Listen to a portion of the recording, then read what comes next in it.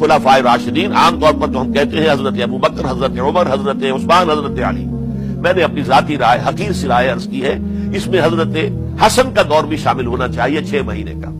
تب وہ 30 برس پورے ہوتے، جو حدیث میں آیا ہے کہ خلافت جو ہے وہ 30 برس رہے گی، اس کے بعد ملوکیت شروع ہو جائے گی. تو ملوکیت کا پہلا قدم یہ تھا کہ حضرت معاویہ نے طاقت سے بزور خلافت حاصل کی.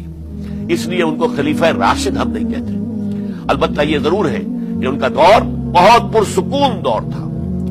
البتہ جب 10 برس گزر گئے حضرت معاویہ کے دور حکومت کو، اب میں یہاں لفظ خلافت کی بجائے دور حکومت استعمال کر رہا ہوں، جو کہ خلافت راشدہ سے ذرا اس کا فرق واضح ہو جائے. تو اس وقت ایک اور صحابی، جلیل القدر صحابی مغیرہ ابن شعبہ رضی اللہ تعالی عنہ، وہ حضرت معاویہ کے پاس آئے اور انہوں نے یہ کہا کہ دیکھیے، اگر آپ نے اپنے بعد اپنا جانشین نامزد نہ کیا تو ہو سکتا ہے پھر فسادات پیدا ہو جائے، پھر مختلف لوگ خلافت کا دعویٰ لے کر کھڑے ہو جائیں، پھر خانہ جنگی ہو جائے.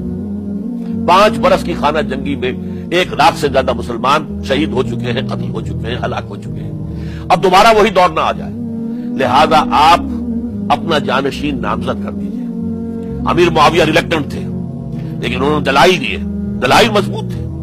انہوں نے کہا کہ اب کے بارے صحابہ دنیا سے رخصت ہو چکے، وہ جماعت کہ جن کی تربیت اور تزکیہ، جن کی تعلیم حضور نے خود کی تھی اور ان کو اندر سے پاک کر دیا تھا، ان کی نیتیں بالکل پاک ہو چکی تھی، کوئی نفسانیت ان میں نہیں رہی تھی، وہ جماعت تو اکثر و بیشتر اب ختم ہو چکی، فوت پا چکے، وفات ہو چکی.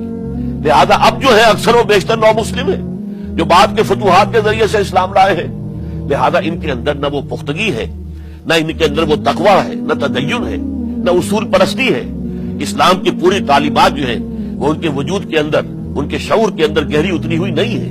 لہذا اب صورتحال وہ نہیں رہ سکے گی جو حضرت ابوبکر یا حضرت عمر یا حضرت عثمان یا حضرت علی کے زمانے میں تھی. لہذا آپ نامزد کیجئے. یہ بھی بتا دوں کہ مغیرہ ابن شعبہ کون تھے رضی اللہ تعالیٰ عنہ.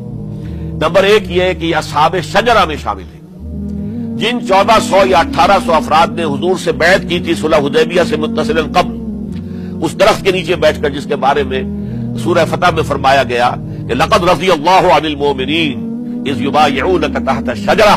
اللہ ان تمام اہل ایمان سے راضی ہو گیا جو ہے نبی صلی اللہ علیہ وسلم آپ کے دست مبارک پر بیعت کر رہے تھے اس درخت کے نیچے، ان میں سے موجود، ان میں یہ مغیرہ ابن شعبہ ہے. پھر مغیرہ ابن شعبہ وہ ہے کہ حضرت علی اور امیر معاویہ ان کے درمیان جو خانہ جنگی ہوئی اس میں ہمیشہ حضرت علی کے ساتھ رہے، حضرت علی کے ہی وہ سپورٹر تھے، ان کے ساتھ تھے.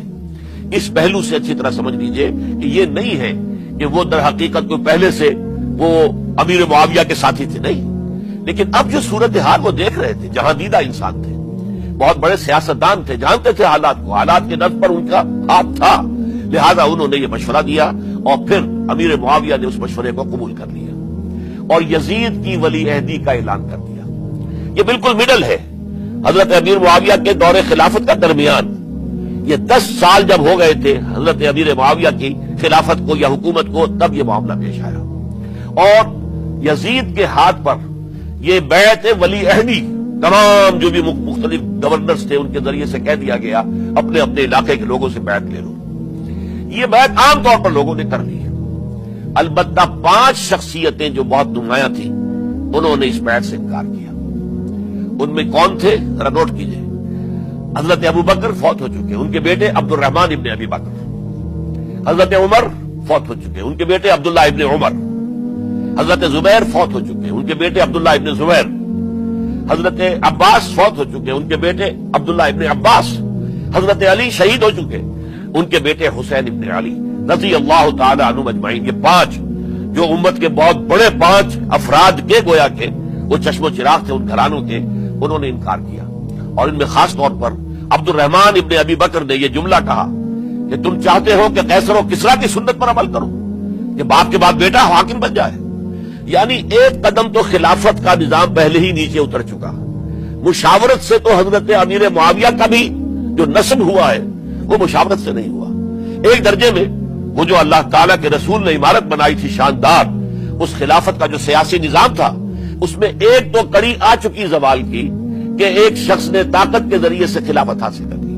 اب اس کی اگلی کڑی لانا چاہتے ہو کہ قیصر و کسریٰ کے طریقے سے خاندان کے اندر ایک قبیلے کے اندر یہ خلافت جو ہے یا حکومت جو ہے نسل بعد نسل، باپ کے بعد بیٹا اور بیٹے کے بعد پوتا، اس کو ہم کبھی گوارا نہیں کریں گے۔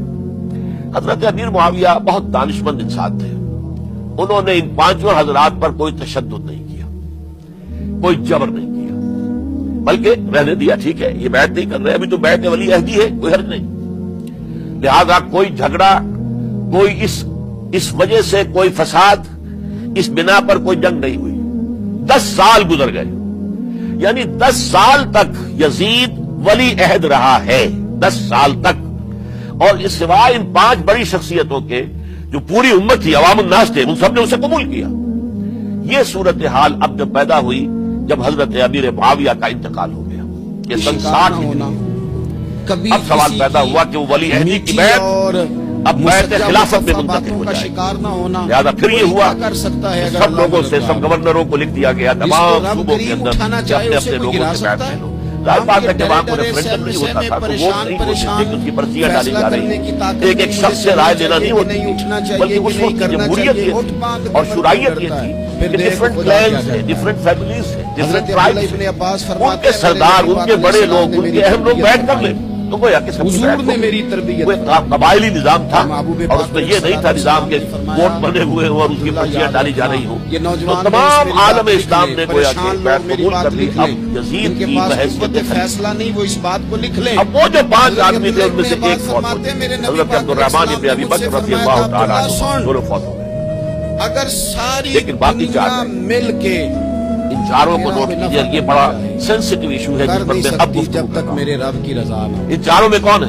عبداللہ ابن عباس، ساری دنیا عمر میں مل سب سے کے بڑے تیرا کچھ بگاڑنا چاہے، اور ان کی شان یہ ہے کہ انہیں حبر الامہ کہا گیا، جب تک رب امت کے سب سے بڑے عالم، اور قرآن مجید کے وہ سب سے پہلے مفسر۔